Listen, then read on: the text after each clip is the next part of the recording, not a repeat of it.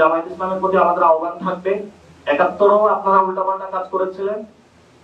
২৪ও এসে এখন মাথায় ভূত চেপেছে উল্টাপাল্টা কাজ শুরু করেছে। এজন্য জামায়াত ইসলামীকে আমরা বলবো, গণভোট নিয়ে জনমনে আতঙ্ক সৃষ্টি না করে